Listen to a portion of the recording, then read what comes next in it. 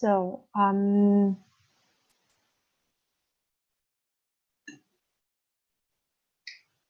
about to send the invitations. Mm-hmm. So I'm going to send it out to my shorter email address, right?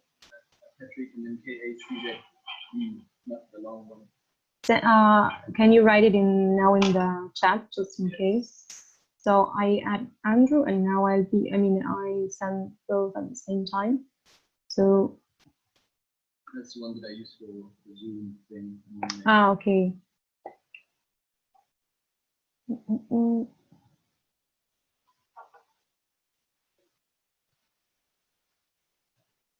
Well, so I have just sent out the invitation for that with the real link. Mm-hmm.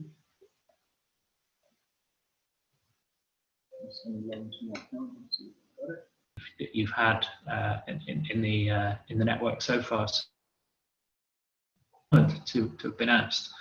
The title of today's paper is Macroprudential Regimes and the Politics of Social Purpose, and it is a paper that I've been working on for quite some time. In fact, it's probably been drafted over a 2 or 3 year period, and I guess I've thought a lot about these questions, probably too much, more than is healthy, probably.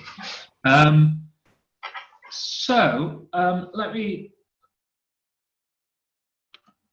me begin with the opening slide. I mean, this question of social purpose, I decided I wanted, partly this paper is an attempt to rehabilitate the concept of social purpose in the study of international political economy, because if you look at the literature in that field, although the term is still used, the concept itself has fallen into a state of misuse, if anything, in the sense that you get passing references to it, but you don't really have a sense of what this concept is, social purpose.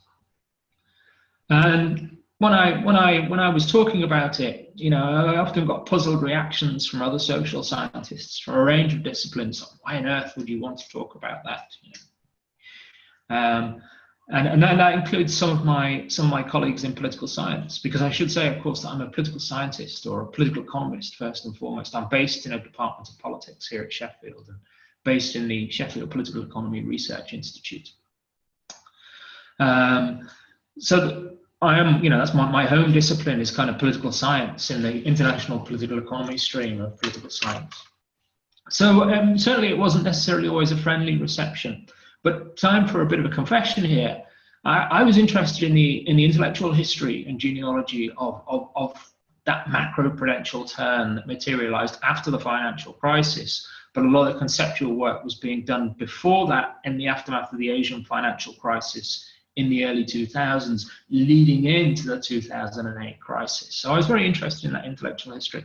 And people would say to me, well, Andrew, you know, nobody else is really interested in this stuff. So I thought, if I'm going to write about it, I've got to find a way to write about it that brings it almost to a broader audience. And I began to think that the way in which to do this was to revisit the concept of social purpose, which was a very old concept in international political economy, but it kind of fallen into a state of misuse. So that's really what this paper is about. And in particular, what I was kind of interested in was the notion that macroprudential policy really was a kind of form of a way of stabilizing the financial system. It was to govern systemic risk, systemic financial risk, and we know, of course, that systemic financial risk became a big area of academic investigation. There's the famous story, of course, about the British ruling monarch. I believe they call her Majesty the Queen, right? So she went to the London School of Economics, and she actually posed the famous question, why did nobody see this coming about the financial crisis? And then afterwards, a group of about 30 scholars got together under the auspices of the Queen and said, we missed this thing called systemic risk. And systemic risk from that point on almost became a growth industry, although there were people writing about systemic risk before then, but it was I think it was a marginal pastime. It was only on the margin, certainly, of economics. But the question I was interested in was whether or not it was possible to govern systemic risk and to talk about the need to stabilize the financial system in different ways without some sort of guiding systemic vision of what the desirable system should be like. And it's interesting that in the last 12 to 18 months or so, Paul Tucker, and I'll come back to Paul Tucker later on in the presentation, who's former Deputy Governor of the Bank of England, of course, but is now chair of a body called the Systemic Risk Council in the United States.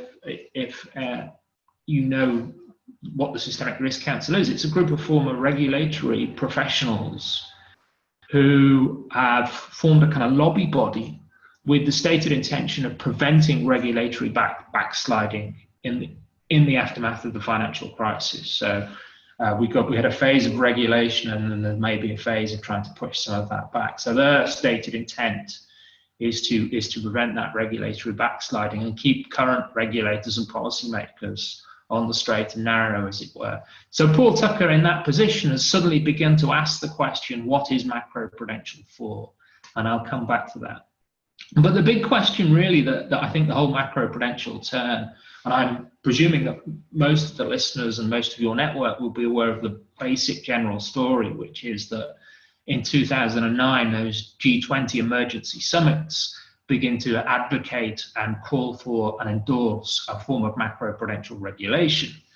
And previously, those kind of macroprudential ideas have been on the margins. And whenever a couple of staff at the BIS, and I'm really thinking of a guy called Claudio Borio and another one called William White, tried to push these ideas in the first part of the 2000s, a couple of times at Jackson Hole, they were engaged in discussions. And they didn't really get anywhere, and they got a very frosty reception from a number of the BISs, because they were officials at the Bank for International Settlements, from their constituent member central banks, and particularly, of course, from Alan Greenspan, given his intellectual proclivities. But in the aftermath of the crisis, this perspective that was lurking in the intellectual foothills of the central banking community kind of moved to the center of the stage, and it was a kind of remarkable story as to how that happened. And in my earlier writings, I've written about that. But I wanted to go back. What I wanted to do in this paper was go back and dig around in the earlier conceptual work that had established what a macroprudential perspective was, and try and trace its intellectual genealogy and its intellectual influences, and to draw some assessment from that. But the whole macroprudential perspective raises big questions, and those big questions are about the balance between state and market authority. When should the state intervene, and for what purpose? And I think those big questions have all been neglected in debates about post-crash financial reform in both the policy world and in academic analysis. And this big question of what do societies want their financial systems to do, and what principles and values should inform that. And I'm going to tell you why in a minute, why it's very difficult for academics to write about social purpose. But I think that those questions are too big and too important for academics to duck. And so I wanted to move into that territory and try and understand a little bit why they've been neglected, and to really try and put this question of social purpose on intellectual agendas, and hopefully ultimately also policy agendas. So that's what I'm doing. If you go, I mean, there's quite. I think I was one of the first people in international political economy to write about macroprudential regulation. So I think currently it's got over 200. That piece it's in 2013 in New Political Economy. It's got over 200 citations now, which is the most citations I've ever had for anything I've ever written. And that, that's quite a small number in certain people's terms. But for me, it's not bad, and I'm quite happy to have 200 citations. But it's kind of spawned a literature, I think, in the field of international political economy on macroprudential regulation and macroprudential policy. And I think I think what you can discern from some of that literature is a gathering sense of disappointment that this was launched with a big fanfare. To an extent, it reflected a different intellectual approach to the one that had existed prior to the financial crash. Sometimes it's referred to kind of, you know, the efficient markets hypothesis did influence regulatory intellectual worlds and regulatory practice. At least it set parameters to it. And this new perspective, or this emerging perspective, was very definitely a challenge to some of the basic concepts and ideas behind the efficient markets hypothesis. And it did promise to talk about public authorities doing more to manage and steer financial markets and financial systems in their entirety. But I think in the literature, there's a gathering sense that actually what's happened has been quite disappointing, and that macroprudential has been quite minimal in the forms it has taken. So there's an attempt to explain macroprudential minimalism, and on that slide there, you should be able to see some of that literature. Eric Haliner's book called Status Quo Crisis attributes this in part to counter-mobilization by vested financial sector interests. I'm not convinced that's been terribly important, I have to say.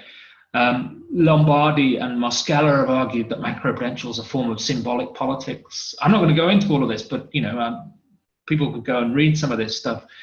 One of the more challenging critiques is a piece in the European Journal of International Relations by a guy called Martin Konings, who argues that risk management is basically, because macroprudential works within a systemic risk paradigm, and it doesn't take uncertainty seriously, which I would disagree with, incidentally. It's basically a continuation of patterns of neoliberal governance, and it's a form of neoliberal governmentality. I don't necessarily agree that, well, first of all, I don't agree with Konings that the macroprudential perspective doesn't take uncertainty seriously. I think it's very much in there if you go back and read the early conceptual work. And secondly, I disagree that as soon as you start talking about risk, it's basically tantamount to a form of neoliberalism. I disagree with that, and I especially disagree with it in terms of thinking in terms of systemic risk. Because I think that once we start talking about systemic risk, it actually raises some really interesting moral and ethical questions, which wouldn't necessarily fit in what most of us conceive as a neoliberal mindset. But I'm not going to get into that today too much. And then there's practical difficulties with the actual instruments. I've talked about it having an inherent incremental dynamic, and others have said there's an ambiguous regulatory philosophy. But I think basically the setup for this paper is to say that all of those perspectives and all those arguments are very interesting, and they all have elements of truth to them, and they all have some traction. But I think that they all miss something fundamental in the politics and political economy of the emerging macroprudential policy field, and that, I think, is the neglect of this question of social purpose. So I want to explore that in the rest of the time available. So in terms of a concept, social purpose does have a footing in international political economy. It features prominently in the most cited article in international political economy of all time.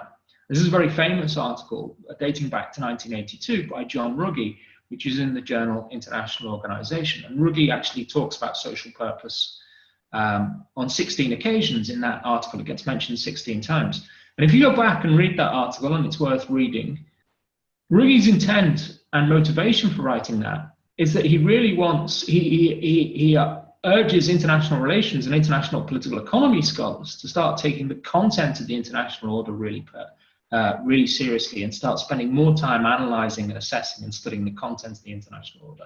So he's almost imploring academics in that field, both in international political economy and international relations, who are studying international regimes, to take social purpose very seriously and put it at the center of their agenda. And while he's doing that, what he's doing is he's making this case for an interpretivist epistemology. in the study of international relations. And so it's part of an ongoing kind of quest of his to make this case for interpretivism in international relations. But the interesting thing about that article is, you go back to it, it begins with a quote from, I think it's a TV series called The Naked Lunch, and it outlines something that's on the slide there called the black cat problem. And it says, you know, a philosopher spends all their time, basic metaphysics, basically saying, looking for a black cat in a black room that doesn't exist, and pondering that question. And a theologian goes into the room and comes out claiming they found a black cat that never existed. And the social scientist goes into the black room and comes out covered in scratches. So, but basically what he's saying there is that social purpose is very difficult to study, and collecting evidence to show that it exists or it's a useful force is incredibly difficult. So I think that's one of the reasons why scholars in the field of international political economy haven't studied it, because it's been flagged as something that's very difficult. It requires a degree of interpretation, it requires a lot of legwork. But the other thing is that, curiously, in that article, given that social purpose is so central to the argument he makes in that article, the term is never defined. What he also doesn't do is he never sets out a systematic framework for studying social purpose. That never gets laid out in the article. What we do learn when we read Rugi's account is that social purpose somehow refers to the normative framework of regimes, and it's literally that vague. That it relates to the balance between state and market authority. He also has this phrase that there's a generative grammar of intersubjective understanding that determines how international regimes function. And of course, he's focusing on the Bretton Woods regimes for the governance of trade and money that emerged after World War II, which he claims have a social purpose of embedded liberalism. But what becomes very clear is that social purpose is a very, very slippery concept. So I wanted to try to come up with a definition so that somehow scholars might be able to inject it into debates surrounding financial reform and the study of the politics of financial reform after the financial crisis. And the definition I came up with, a systemic vision of the good financial and economic system derived from a combination of analytical and normative reasoning that translates into an explicit public discourse, and there is some consensual approval or acceptance of that by a range of actors. And people can read the more detailed paper, and this is set out and it's explained why I settled on that on that definition. In this paper, I think what I do is I'm kind of sidestepping the black cat problem, because I'm basically saying there hasn't been a sense of social purpose generally surrounding policy debates in financial reform, and there's been an academic neglect of this concept. So my explanation is really for why there's been little in the way of an attempt to articulate an explicit social purpose for macroprudential regulation, and possibly some of the problems that arise from that. In finance, I think social purpose goes over into questions about the purpose finance should serve in relation to the wide economy, the broader set of goals to be prioritized by society. I mentioned a few: employment generation, technological progress, ecological sustainability, even a demand function. But there's a question there about if you become,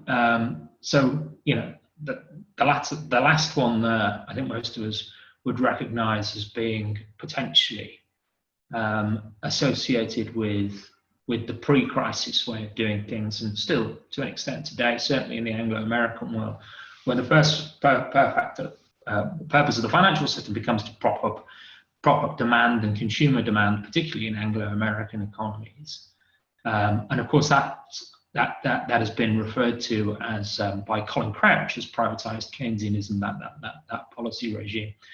But there's been no explicit acknowledgement or explanation that actually that's what financial systems are for, and we need Macroprudential to keep that show on the road. There's been no real explicit public discourse explaining that, and I wonder if there may be potential legitimacy gains from adopting that.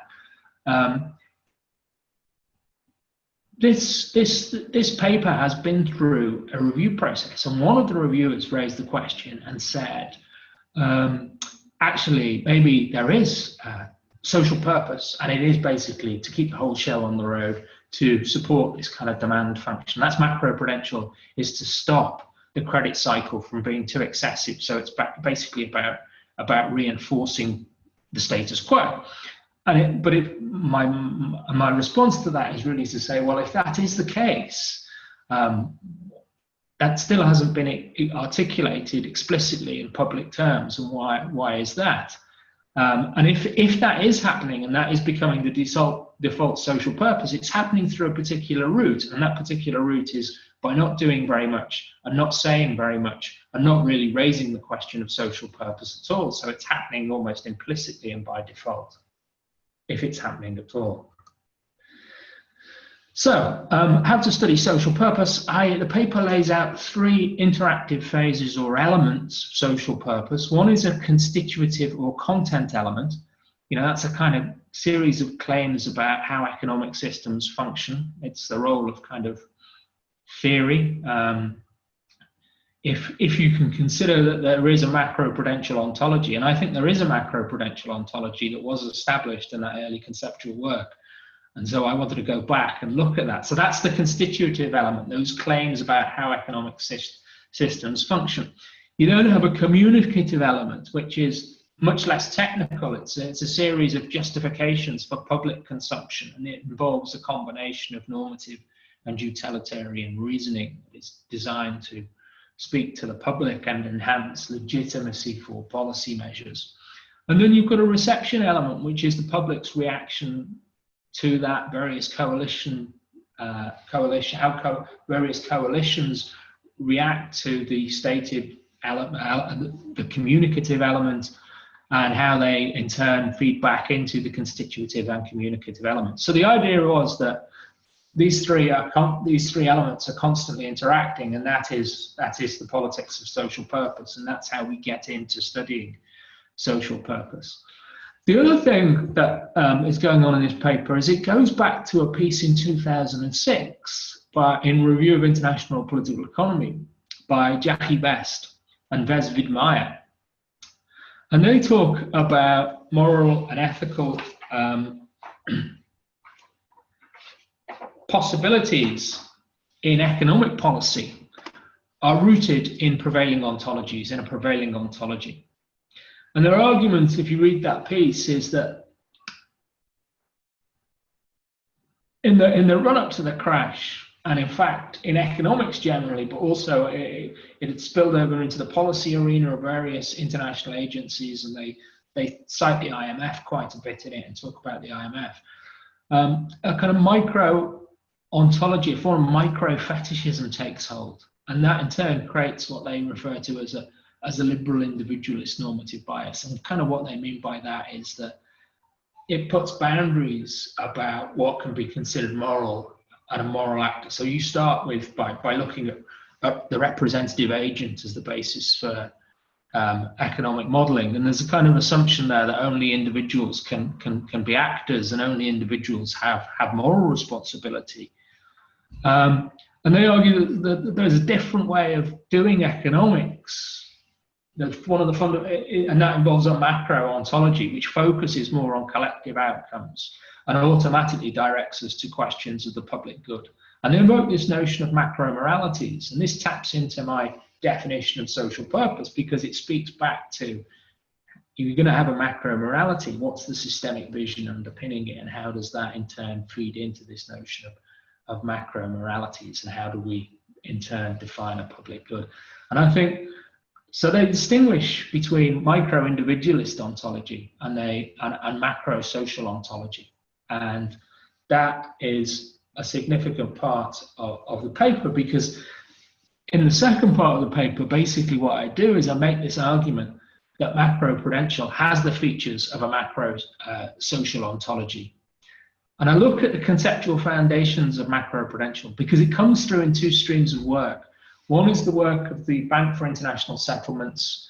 I mentioned Claudio Borio. Basically, he's the lead author on a whole series of BIS papers and contributions. And then there's the Geneva Group, who published the Geneva Report in 2009. And what kept coming up, and I did a series of interviews with central bankers, and one of the things that kept coming up when speaking to them was when you ask them, out of all that kind of spate of post-crisis reports, which ones were the ones that made you take Macroprudential seriously? Which ones were the ones that put it on the agenda? And almost all of them said that they thought the Geneva Report was the one that gave the frame real credibility. And it did so because it was a group of three authors who had worked at the London School of Economics Financial Markets Group. And two of those authors had then gone on to Princeton. Now they were Marcus Brunemeyer and Haiyan Shin. And the third one was Charles Goodhart. And it's interesting to see when the BIS was setting out what they saw as the macroprudential perspective. There's a paper by Borio in 2003 where he sets out what he sees as the macroprudential perspective. And he approvingly cites what he sees as the emerging LSE endogeneity school of risk. So these two groups were kind of citing one another, and he was, at this point he's citing their more academic work. But when they get together, the Geneva Group is those three academics I've just mentioned, and they get together with a guy called Avinash Persaud, who was a financial markets analyst, a former bank. He was a kind of investment analyst at State Street Bank for a while. With him and Andrew Crockett, who of course he was the former general manager of the BIS. But it's that one that gets really taken very seriously and convinces the central bankers that, yeah, we're going to have to start talking and thinking seriously about this now. So in that second part of the paper, what I do is having kind of laid out social purpose and tried to define it, I try and explain why I think the macroprudential perspective has the features of a macro-social ontology, and that is that it follows Keynes in seeing the economy as a social realm. It claims that collective outcomes are more than the sum of their parts. It highlights the limits and flaws of individual decision-making in a context of uncertainty. And it highlights how self-fulfilling agent expectations drive economic cycles and lead to suboptimal financial instability. And it's very difficult to describe the method I employed in that part of the paper in anything resembling a convincing fashion. But what I should say is that it kind of I basically, what I was looking for, I went back through and I read all of those early conceptual foundational pieces of work over and over and over. So it's a lot of kind of legwork, and I became convinced that really there are four constituent concepts that define that perspective. And they were fallacies of composition, endogeneity, procyclicality, and complexity. And so, for example, I had this, I'd always thought that basically that macroprudential perspective started off by outlining what they saw as a fallacy of composition, the idea that you can't discern the properties of a system or the characteristics of a system by looking at individual agents and extrapolating or aggregating their properties. And this general recognition that what appears to be in the self-interest of an individual actor and if they take that course of action, can actually run counter to their interests and prove harmful to them because of systemic dynamics, which are complex and autonomous social forces in their own right. So I went back and looked more precisely at what both perspectives said about fallacy of composition, and I think they both do use that as the kind of leveraging point for outlining the macroprudential perspective. And I present evidence in the paper and have it all detailed, referenced in terms of page numbers of where they cite fallacy of composition and what they say about it, and so on and so forth. And they kind of use that concept basically to say both streams basically do the same thing.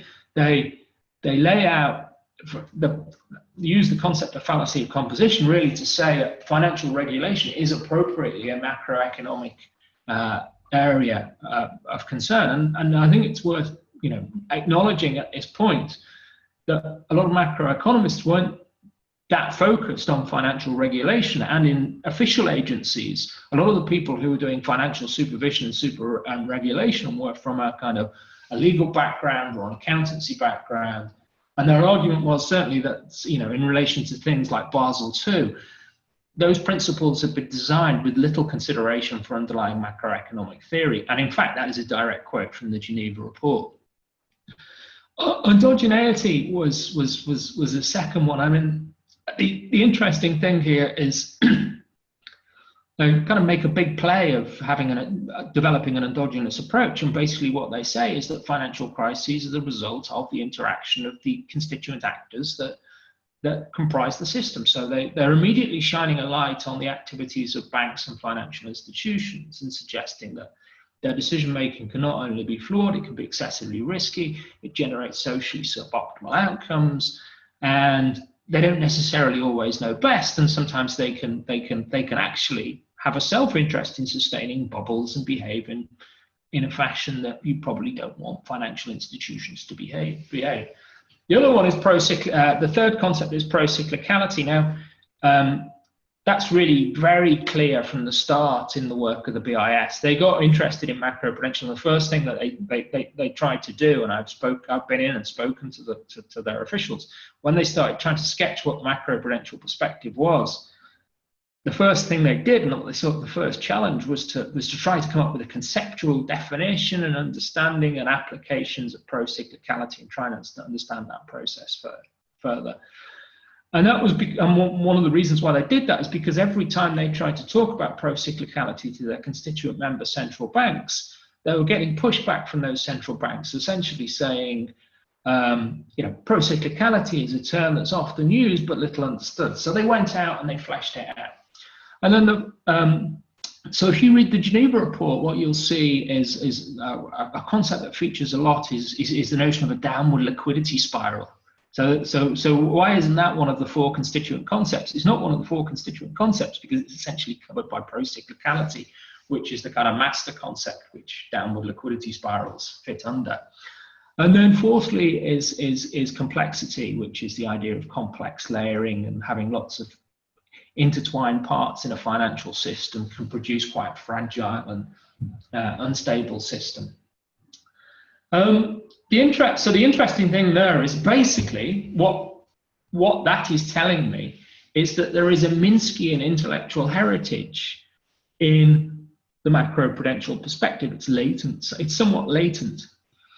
But basically what happens is both groups reproduce Minsky's financial instability ontology in their conceptual work. Now I'll come on to explain, but I think it's a cleansed version. And I also think what it is also inadvertent or unintended Minskianism in a sense, because they didn't set out to be Minskians. They didn't take Minsky's ideas and apply them and say this explains everything. What they did is they observed what was going on in the financial world, tried to fit it in a conceptual frame, and the conceptual framing that they came up with was remarkably similar to Minsky's endogenous cyclical financial instability. And both came to realize this actually. But they didn't start out necessarily intending to be Minsky, and they just came up with a Minskyan explanation, and this has gathered steam over a period of time.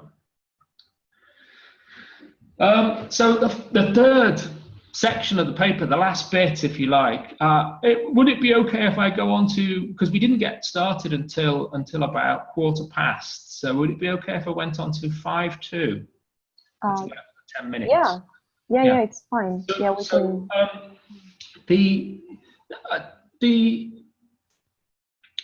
What is evident in this macro-social ontology that gets staked out in that foundational conceptual work is that we have a focus on collective and systemic outcomes, and that raises questions of the collective good, the wider vision of the financial system, its function and purpose. I mean, if you're gonna say, you know, we want, the purpose of Macroprudential is kind of better collective outcomes, then it does raise that question of what's the vision of the financial system that's underpinning all of this, and what's the vision that comes out of that ontology and that theory of cyclical endogenous financial instability that you've laid out. And it does raise this question of desirable degrees of stability. How much stability? Stability for whom? A stability on what terms? And of course, what we see is that these questions actually have received very little attention in the wider macroprudential policy debate to date. That may be starting to change since around about 2016, 2017.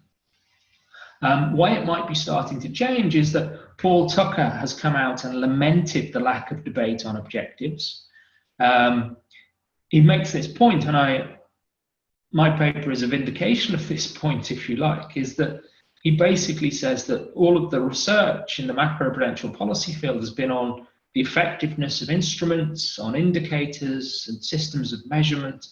And he basically points out, oh yes, well, that's the default skill sets of macro policy researchers. So my argument, revisiting Best and Widmeyer's work in 2006, is to say that if you look at the micro-ontology that they were referring to, which asserts the primacy of the individual, that actually requires little normative work to make an ethical case, because only individuals can be morally responsible in such a conception.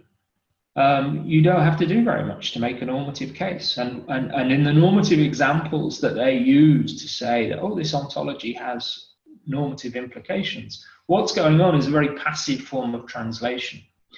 But as soon as you switch over to a macro ontology, that situation changes. That's my argument in a sense. Because they talk about macro moralities. You can't have macro moralities, I would argue, without some sense of systemic vision, some sense of the system that you're wanting to create and what the justifications for that are. And that requires a very active process of intellectual translation that involves some quite extensive normative and ethical reasoning. And in particular, what it requires is it requires going back to the foundational ontology and interrogating it and asking what are the implications of macro social ontology that emphasizes endogenous cyclical financial instability, which happens to have a very strong Minskian heritage, for the kind of financial system that you want to create. What is your definition of the good financial system that actually emerges from that underpinning ontology? And that's the big question that has kind of been neglected, I think. So if we go back to those three stages that I was referring to earlier, the argument in the paper is that what's happened is, in the actual practical politics of this, is we've had element one, which is constitutive, and that's macroprudential ontology, and that's been laid out quite a bit, and I cover that in the second part of the paper. But what's not happening, that there's no translation of that into a communicative aspect. There's little public communicative discourse surrounding this new macroprudential policy field. There's little beyond the technical. And I think there are very serious kind of cognitive, intellectual, professional, cultural, and institutional barriers that are preventing that process from translation from actually taking place. So it's a kind of muted politics of social purpose in a sense, because these set of interactions that are supposed to kick in the politics of social purpose and to define it and give a sense of the generative grammar that Ruggie referred to in 1982 just aren't taking place because there's a barrier there between element 1 and element 2. So let me explain how that works. I mean, if you go back, so what I did in the paper, I go back and have a look at some of the intellectual steps that Minsky takes based on his theory of endogenous financial instability. And the basic conclusion is that it's very difficult for agents in the contemporary era to reproduce those steps. So Minsky moves beyond his academic work. He authors reform proposals for the Federal Reserve, financial reform proposals. He also engages in public intellectual activity and engages in some normative arguments and justifications, which he derives from his underpinning theory of the financial system. And if you read the second half of Minsky's Stabilizing an Unstable Economy, I've got a copy here. Hang on. So if you read the second half of that book, it kind of reads as a developmental capitalism that is familiar to some emerging markets. And it was interesting when this paper was being reviewed, one of the reviewers said that Minsky wasn't really interested in developmentalism and he didn't know about developmentalism. And my point is that if you go back and read the second half of that book, it's very developmental. And I'll come on to explain why that is. But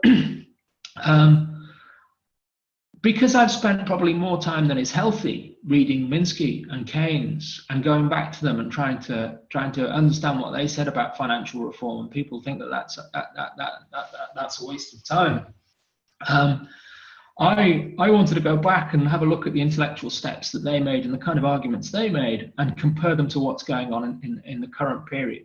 So one of the conclusions Minsky comes to is that if you're going to do financial reform, you have to adopt an integrated approach to it, and it has to range over the entire economic landscape. You can't adopt piecemeal changes and patchwork approaches. We don't like the idea of putting something in a silo and saying, right, this is about financial stability, make the financial system more stable. For Minsky, the whole point of of financial regulation and financial governance is what he calls the capital development of the economy. And he defines this as a financial structure that improves living standards through job creation, a systemic vision of social purpose, or social purpose for finance, effectively. Now, you don't have to agree with the steps that Minsky is taking there. You have to agree with his normative prescription to recognize the intellectual steps he's taking. The intellectual step he's taking is that he's laying out a macro-social ontology based on cyclical endogenous financial instability. And he's using that to argue that the appropriate role of public authorities in thwarting that instability is to reach judgments on the value of financial activity based on wider objectives that are going to be pursued within economic policy and are, in the judgment of that particular society, laudable and defensible. But that's certainly what we're not seeing in the current epoch is any attempt to link financial regulation to other desirable economic policy goals. And you know, I'm going to skirt over this point, but there's a colleague of mine, Daniel Muga, has written about reflexive finance, which basically says that asset prices in contemporary financial governance rely that heavily on the subjectivity of the actors involved that they're not really linked to wider fundamentals, and therefore using them to try and calculate capital requirements is incredibly difficult. So probably the best thing to do in financial governance is to link it to other desirable economic goals and try to use financial regulation as a means to achieve those. And that flies in the face of most current thinking, and it also flies in the face of most current, the way we've constructed knowledge and the way we've constructed institutional silos in most of the advanced countries in the world today. So what comes out of Minsky is this view that central banks should be hands-on, they should financial institutions, and what they should be doing is favoring and encouraging long-term stability enhancing activities over short-term speculative rentier activities. And what they should do is discourage instability or augmenting institutions and practices. So in other words, it requires, in Minsky's vision, what's required is regulators who are willing to identify an activity as speculative or rentier and make a judgment on that, and then seek to, based on its market practices and what it's actually doing at a given point in time, and then use various measures, whether it be adjustable capital requirements, whether it be taxes, to try and disincentivize that kind of activity. But we don't see that. We've not seen contemporary macroprudential intellectuals following Minsky and translating that ontology into theory and theory into arguments about the appropriate social purpose of finance. So I thought what would be interesting to do is to go and look and say, because rentierism and speculation are so central to Keynes and Minsky's conceptions of finance, and as I said, I spent more time than is healthy reading both authors. But they're really central to how they understand what the purpose of financial governance is, to discourage short-termism, speculation, rentierism.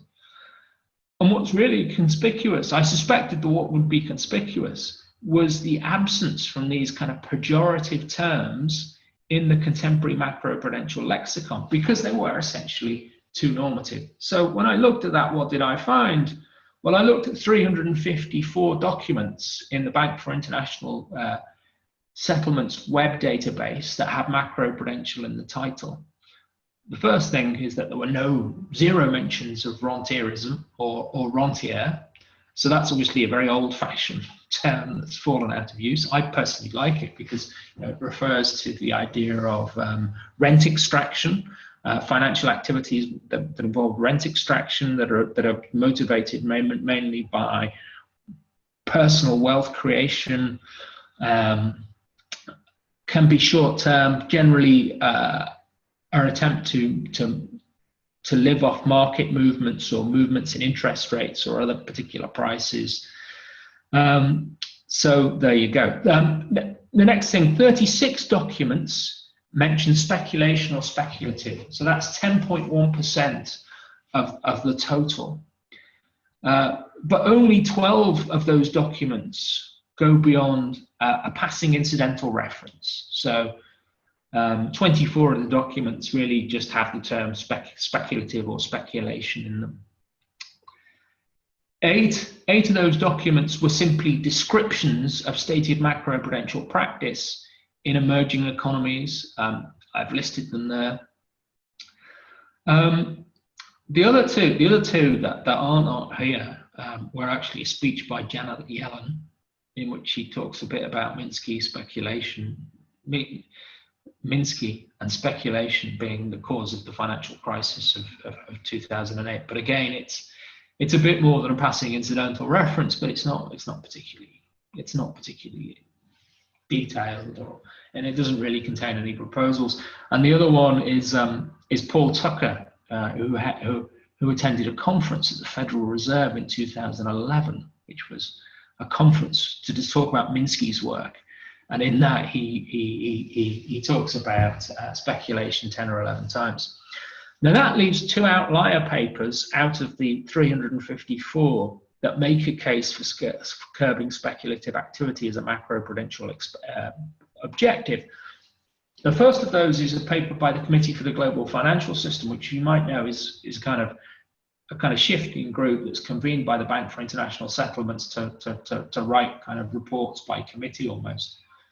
And that discusses the possibility and almost makes a case for qualitative evaluations of speculative activity rather than simply trying to come up with a model or to count it. And the other one is a paper by, now my pronunciation might be a bit off here, Caballero and Simsek, who are two MIT researchers who do fairly serious heavyweight econometric modeling. And they developed, and that was last year, in November, they presented a model at the Bank of England that looked at speculative, optimistic and pessimistic leverage cycles and tried to show how they could affect demand, and so that curbing speculative, optimistic and pessimistic leverage cycles should be an objective of macroprudential policy was basically the proposition they were considering. And they picked up and used some of Marcus Brunemeyer's work, who of course was a Geneva Group author. So that was quite interesting. What the Geneva Group have been up to really since they did the early conceptual work is they've basically been seeking to mathematically formalize Minsky's financial instability hypothesis. The BIS staff have been collecting credit to GDP gap statistics. There's a recent paper in the Cambridge Journal of Economics by Matthias Tiemann and his co-authors that finds that systemic risk, that looks at all papers that talk about systemic risk, and it basically finds that it's all mathematical modeling, and that they express a concern that that excludes observable phenomenon that cannot be accommodated in such models. So what we're seeing is we've seen a mathematization of the macroprudential policy field. The other thing that's going on here is there's a general distaste amongst these professional groupings for distinguishing between what you might call socially useful and socially useless finance. Of course, socially useless finance is a term that was first used by Adair Turner. And the reason for this, and Charles Goodhart explains it in a Vox EU blog in 2011, is that he argues that that making such distinctions could jeopardize the efficient functioning of complex financial markets and cause more harm than it does good. So he doesn't really want to do that. Generally, that LSE Financial Markets Group, which has now become the Systemic Risk Center at the LSE, are basically certainly John Danielson's work, who was part of that initial group. It makes an argument that unless you can demonstrate that individual institutions are having a quantitative cost on the economy and the financial system, then you can't regulate them, and you can't regulate systemic risk effectively. And he's basically saying that we don't have the models to do that, and we don't have the maths to do that. So my concluding summary, because I know that you've indulged me for long enough. Basically, the argument is in the paper is that the macroprudential policy field is effectively characterized by this deep-rooted knowledge-authority asymmetry. So those actors or agents with the moral and political authority to make arguments about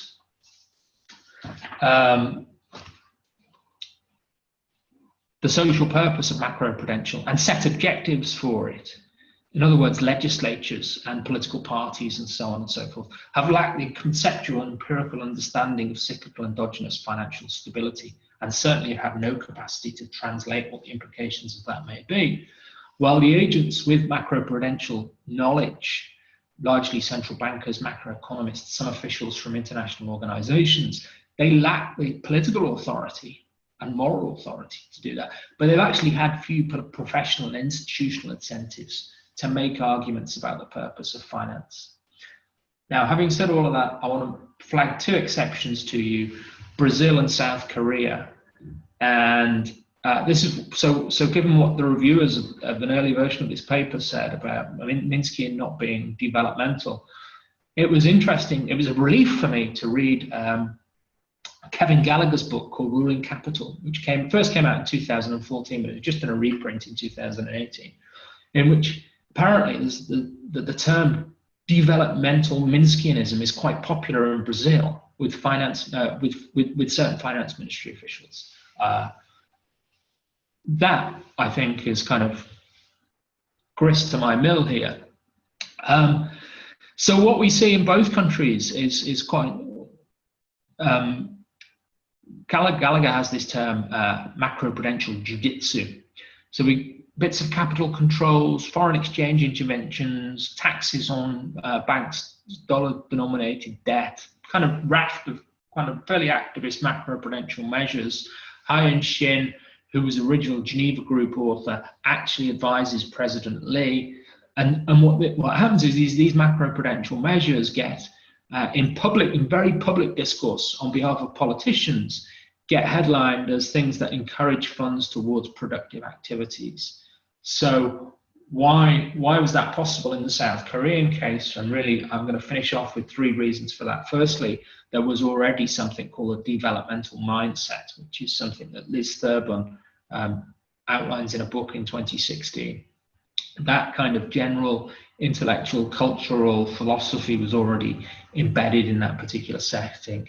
Secondly, in the South Korean case, the finance ministry were not only the dominant macroprudential agency, they were very well integrated with the central banks. There wasn't that kind of tight delegation of responsibilities and narrow silo governance that is potentially so problematic in an area like macroprudential policy, because it cuts across a number of potential responsibilities and competencies. So they were able to coordinate it and link it to other economic policy objectives more easily, because the institutional setting was more conducive to that.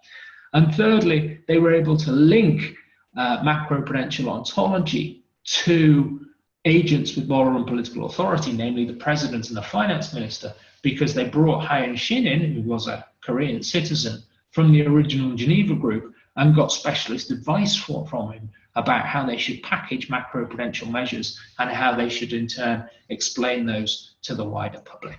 Okay, that's everything. Okay, well, thanks so much for this. I think I spoke for 50 minutes, I'm sorry. No, it's perfect. I mean, it's fair enough. And I mean, I'm happy that while I was doing my macroprudential reading, I was kind of focusing on the not right documents, but in any case, I was like more or less familiar with some of the key papers that you were actually mentioning or addressing. So it's I really appreciate this kind of overview and this in-depth analysis of each of these documents, and maybe trying to put them, or trying to find a more systematic way in order to understand this sort of maybe underlying but a bit hidden idea of this social purposes. And well, I don't know if there are any questions. I mean, we're just a few people, but I mean, I have maybe just a couple of things, or just because you mentioned this paper of Paul Tucker, in which he actually tries to, he makes a very in-depth analysis of this, of what constitutes a macroprudential framework, and he draws like the parallel with the work of Elinor Ostrom and the Commons. Yeah. So I was wondering which were your, if you had any like particular view, because he actually tries to apply the Ostrom's framework to, because he considers that in some sense financial stability is a commons. So I was wondering which was your take on this, and because in the end I think he sort of he believes that it's not possible to apply our framework as such, but still considers that it's something that should be viewed as a commons, but perhaps the elements from Ostrom are not, or the analytical tools that she provides are not like the most effective ones to deal with the macroprudential framework in the case that we're discussing.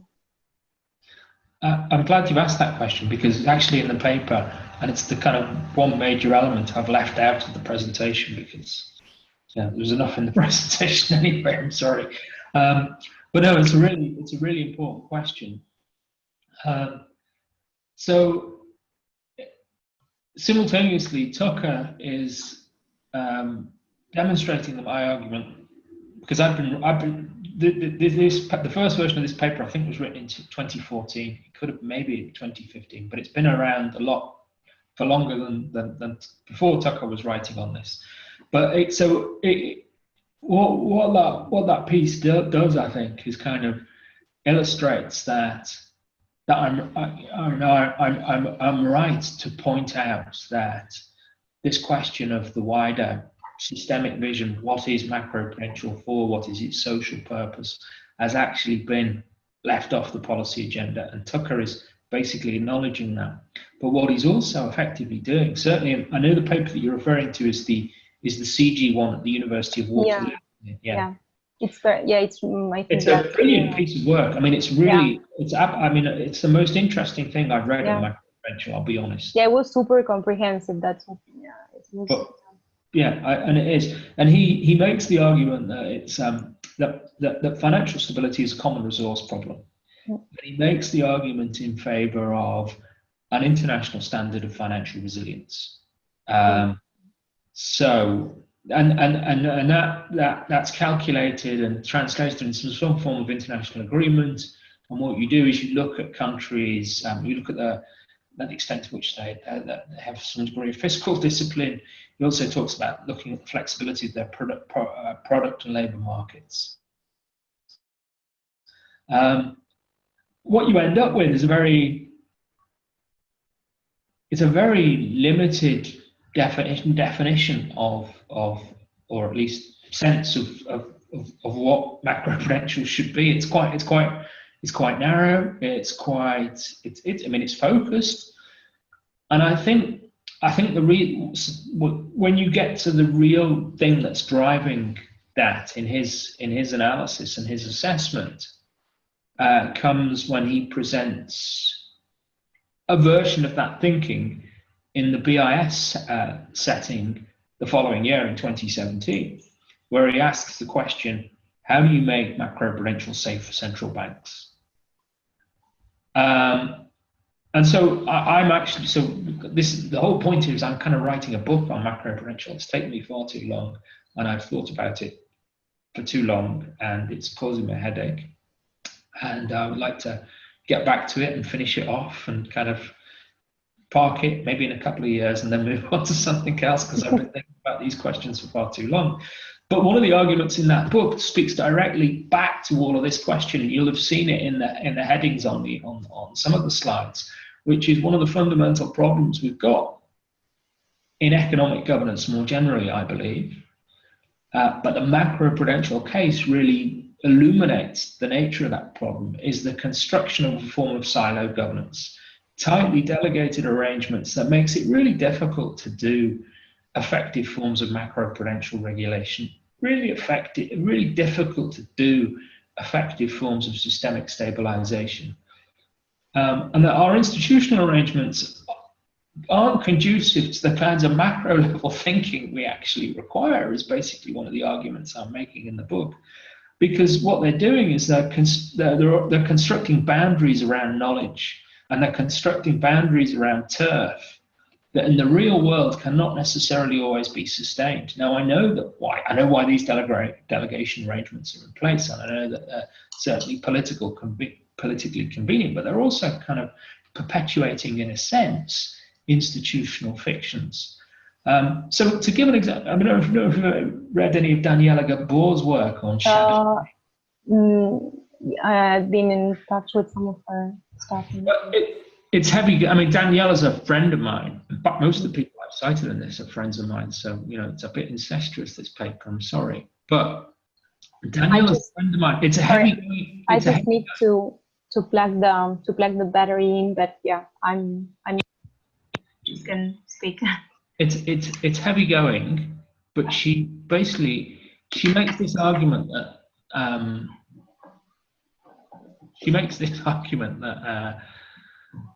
one of the things that's been going on in the operation of shadow money is central banks have adopted this role in backstopping it by guaranteeing the underlying collateral for the issuing of shadow money products. And that's required central banks to go into markets and buy government bonds to prop up their value and to kind of backstop certain shadow money markets. Her argument there is that basically what's happened is that because of that exercise of a systemic stabilization responsibility and function by central banks, it's a kind of monetary operation that has fiscal implications that's also conducted for financial stability reasons, to prevent a downward liquidity spiral. And when we see the ECB finally moving into the markets and doing kind of quantitative easing and doing government bond purchases, our argument is that the reason the ECB is doing that is because they want to backstop and stabilize shadow money markets and therefore stabilize the European banking system. So really they're doing it for financial stability reasons. It has fiscal policy implications, and it's essentially a monetary policy operation because it's being conducted by a central bank. But the picture there is that once you start talking about macro stabilization functions by central banks as public agencies, the boundaries that we've constructed institutionally and in knowledge terms start to fragment. And actually, possibly, if we wanted to, and if we wanted to rethink how we do these things, we could start to connect financial regulation to other wider macroeconomic objectives. And use it to accomplish those, which was basically the argument that, going back to Minsky, that he was making. So back to Paul Tucker, I find Tucker's conception of an international financial resilience standard is basically about making macroprudential safe for central banks. I also think that basically what he's doing there is he's basically positioning the Systemic Risk Council in this kind of normative policy vacuum in this policy field, because I think there's a normative policy vacuum in the macroprudential policy field. He's positioning the Systemic Risk Council as the expert former regulators who no longer are bound by central banking norms and so can actually do some normative argumentation based on their detailed technical knowledge. I think that's what the Systemic Risk Council is up to. I think that's what Paul Tucker's doing. I think it's a very restricted conception of what the social purpose of macroprudential regulation could be. I know that's a long answer to the question, but I think it does answer it. Oh, yeah, it does. No, actually, it was, I mean, it was very I'm impressed by Paul Tucker. I like him a lot, but I'm a bit skeptical. I'm a political scientist as well as who reads a lot of economics. So I'm wondering what Paul Tucker's purpose is, and I think that's part of it actually. I think he's also writing a book on independent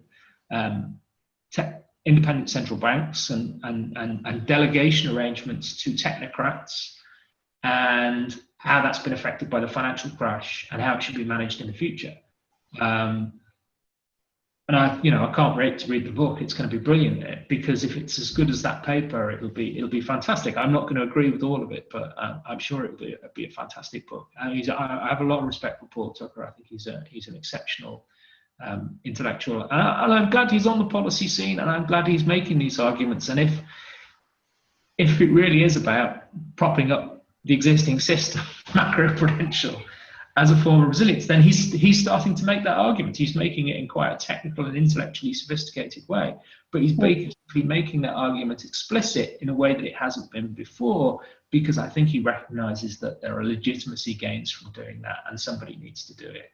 And that fits with my analysis and the arguments that I've made in today's paper, effectively. No, yeah, it was very interesting one, especially this last point that you made, in the sense that shifting this sort of monitoring responsibility to this Systemic Risk Council, but which turns to the question about of course, like technocracy issues, especially in this kind of fields, and especially in this analysis that we were making today. So the sort of power that in order to set this broader purposes in some way.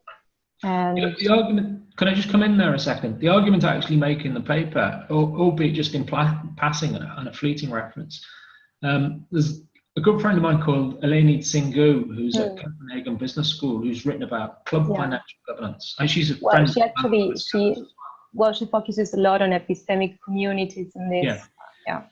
Yeah. So and so in a sense, the rise of the Systemic Risk Council and it moving into this kind of vacuum of normative agency, and I'm starting to make arguments about the social purpose of financial regulation and the social purpose of financial stability regimes, would effectively be a continuation of that pattern of club governance. I mean, the agency that Eleni's work has primarily looked at has been the G30, which is basically groups of financial grandees from a combination of the public sector the private sector, international organizations, central banks, finance ministries, a kind of a network of kind of public-private individuals. And the Systemic Risk Council as an organization fits with that model of club governance very closely, I think. Yeah, she was actually very critic of this macroprudential shift in some way, and yeah, Oh, she's a radical. Yeah, no, and I don't know if there are some. I mean, if Rita has any questions, I mean, just feel free to interrupt. Perhaps I'm a bit enthusiastic on the topic, and I'm just like monopolizing the conversation. But of course, you can, Lou. So feel free. Or I don't know if Patrick is there. He can, I mean, if he would like to interrupt. Patrick. Oh, you're there. Yes, I'm also there. Just a little bit in the background. In the shadows, yeah. I was just wondering, that somehow crossed my mind when you were talking about that. I think it was last year at the World Economic Forum when Michael Sandel was actually critiquing that we've become a society which is kind of afraid to make normative values. So I was just wondering if that just feeds into it too, as a general society. I think that's right. I think I can see it in my daily professional life. So in international political economy, I think at one point you would kind of make normative arguments, and it was okay to say, right, I'm going to make a normative argument. I don't think I've actually made a particularly normative argument today, but I think that what has happened is that even in international political economy, critical international political economy, it's become less acceptable to make normative arguments. Now, if it's happening there, it's almost certainly happening in other fields. I mean, the argument that Best and Widmeyer make is that when Michel Cambesu stands up as the managing director of the IMF and makes an argument about capital account liberalization, he ends up invoking normative logics to justify it. But he does so in a very restrictive fashion. He just talks about the benefits to individual liberty and human freedom. It's a normative argument. It is a normative argument, but it doesn't require an especially expansive moral vision or normative argument. It almost happens by default. You just kind of say, you know, you just trot out a line about individual freedom and liberty, and that's it. Once you move to a macro-social ontology, it requires a lot more normative lifting, and it requires an even greater effort to put that, package it into a sense that is ready for public consumption, so that publics out there can buy those kinds of arguments. So I think it requires a lot more heavy intellectual lifting. Yeah, I agree that there is a reluctance to make normative arguments. I think it's almost become a bit of a dirty word. In my field, international political economy, I think it happens because if you go back a few years, there was a big debate about British school and American school. And one of the things said about the so-called British school was that it was normative. And that wasn't necessarily a good thing because it lacked scientific rigor. And so, you know, it was kind of wishy-washy, and it had a moral wish list. But you see, I've always worked closely with political theorists, and particularly moral theorists, or theorists of social justice, who do serious, heavy-duty normative reasoning. And what I'd like to do, what I'd like to see happen, is bring some political theorists who do serious, heavy-duty normative theorizing, speaking to conceptions of social justice, and see if they can distill principles that can be applied in a field like the macroprudential policy field. I mean, so a big intellectual project I would like to move towards, and I'm at the early stages of thinking this through, is I think that the whole field of systemic risk and systemic risk governance, and not just financial systemic risk, let's talk about environmental systemic risk as well. Actually, if you're going to do that, you actually need a normative theory of systemic risk to underpin it, so that you've got some criteria of kind of social justice that you can put into practice. So let me give you an example of what I mean and what I'm referring to when I talk about that. I think the thing about systemic risk is that we are in a lot of fields. So if we talk about, I think it's a similar pattern in the generation of environmental systemic risks or ecological systemic risks, actually, as financial systemic risks, where we're basically talking about relatively small groups of high net worth individuals making decisions that generate enormous risks for the rest of us. And when things go wrong as a consequence of those risks, it's often quite vulnerable low-income groups who end up not necessarily picking up the biggest bulk of the financial cost, but having the biggest damage inflicted upon their life chances. And what happens there is it's akin to something that's mentioned in civic republican political theory, which is associated with the work of Philip Pettit in particular. And for Pettit, the principal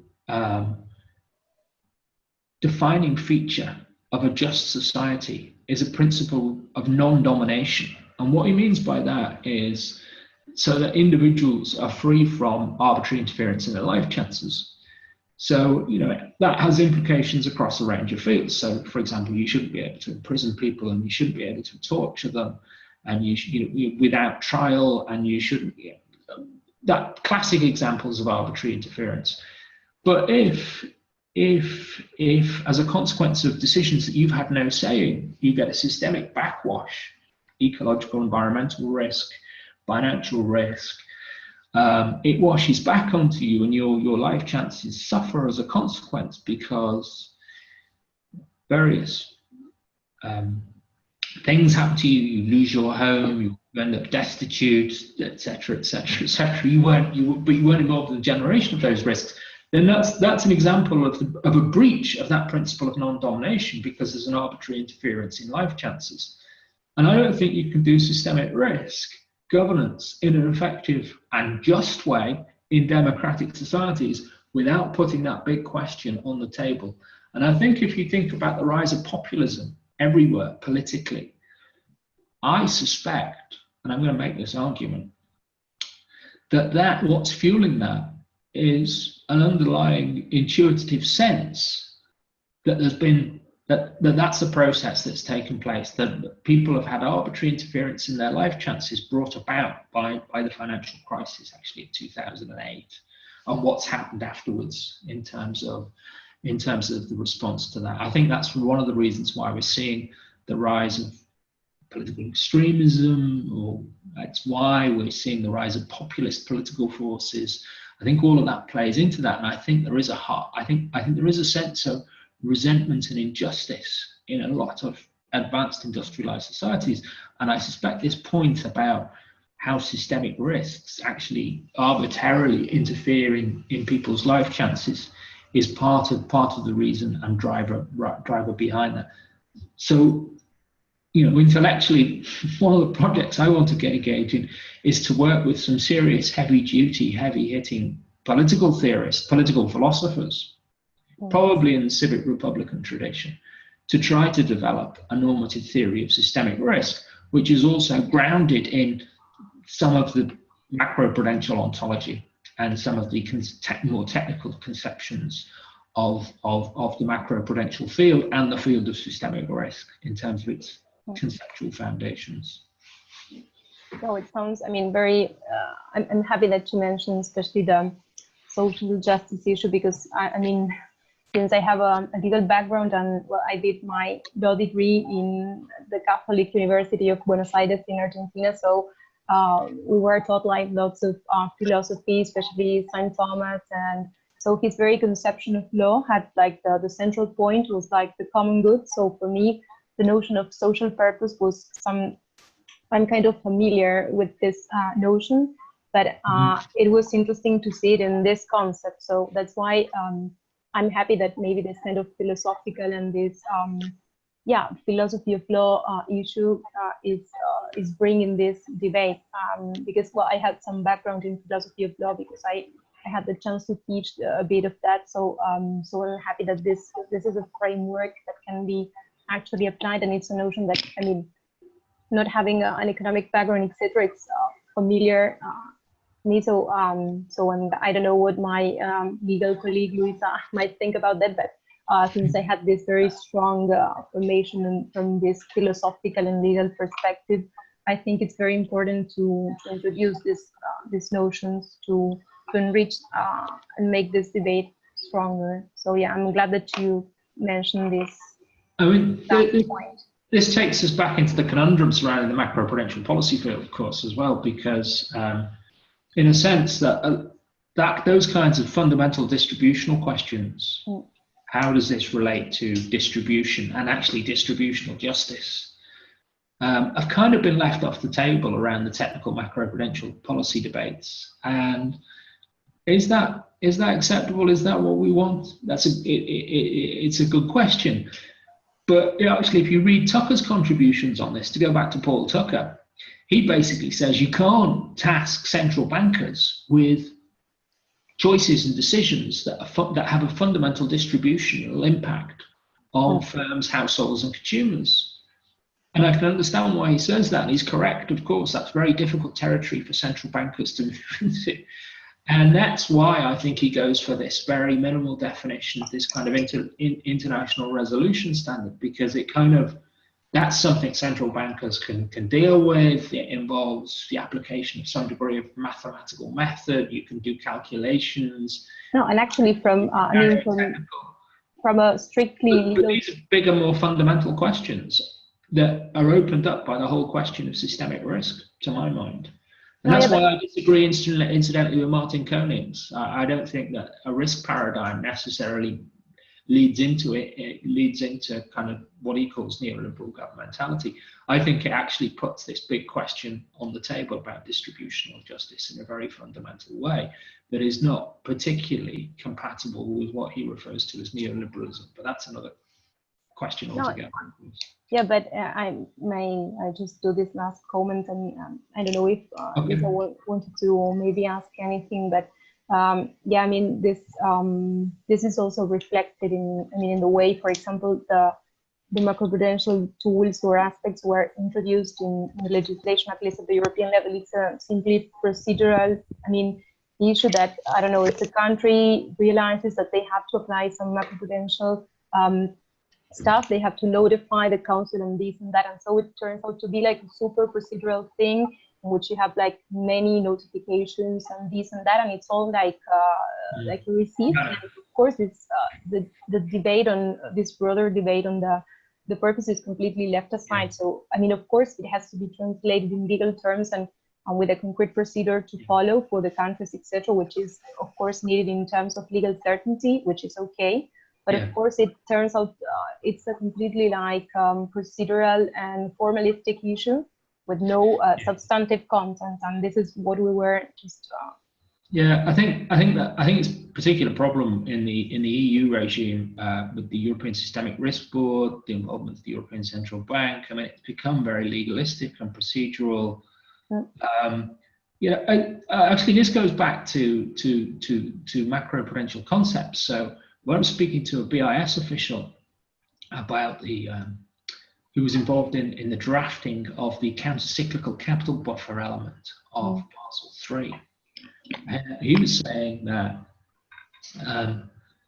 there was no opposition to the idea of a counter-cyclical capital buffer going into Basel III, and there was no opposition really to the BIS's preferred indicator as a kind of credit GDP indicator that they were, and they've been doing some work earlier about how you operationalize a counter-cyclical capital buffer, and basically all of that analytical work got fed into Basel III with very little resistance or opposition, with one exception, and that one exception were some microprudential supervisors who were from a legal background and some of them from an accountancy background, I think he said. But he said, in law, you have no conception of pro-cyclicality. It's very difficult to to try and accommodate that within a legalistic mindset or framework. And it was obvious from the discussions around the room that the lawyers in the room didn't get what was meant by pro-cyclicality, and they didn't get counter-cyclicality because it requires some degree of discretion and is very difficult to codify. But I do think that probably, the European regime is vastly dysfunctional, and I suspect one of the reasons, and also the Commission have been weighing in terms of, standardification and codification, and and I think there's a legal mindset that doesn't really. I suspect there's a legal mindset there that doesn't get. No, yeah, but this was an issue that was raised in the, I think, consultation papers in which they were trying to review the macroprudential framework, and I think this was pointed out by the different stakeholders that actually participated in the consulting paper and things of the sort, and they pointed out that the procedure was a bit of a burdensome thing, and it wasn't a dynamic thing, and so probably this affects the very same purpose of the measure. But, and if it takes a long time to exercise the instrument because it has to go through various stages of approval, then it could end up being too late. Yeah, Lou, sorry. Do you want to? Markets move quickly, don't they? Yeah. I just wanted to thank you for the presentation. This is not my research topic, but it was really interesting for me to get an insight about this topic.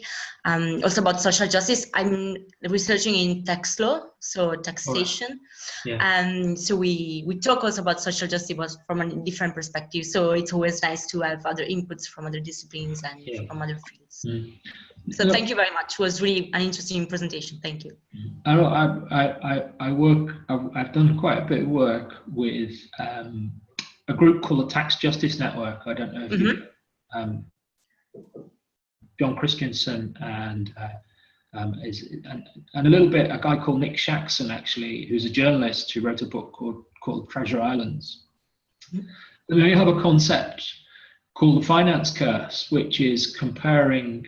It takes a branch of macroeconomic literature, some of which comes out of work research done at the BIS, but by Stephen Cicchetti at the BIS, which is a too much finance thesis, and it's also been picked up by some macroeconomists at the Geneva Institute who've done some work on this as well. It basically says when financial sectors get too big, they start to act as a drag on growth. And this finance curse concept is trying to identify why that happens and also draw parallels with some of the features that resource curse countries in developing countries have traditionally displayed.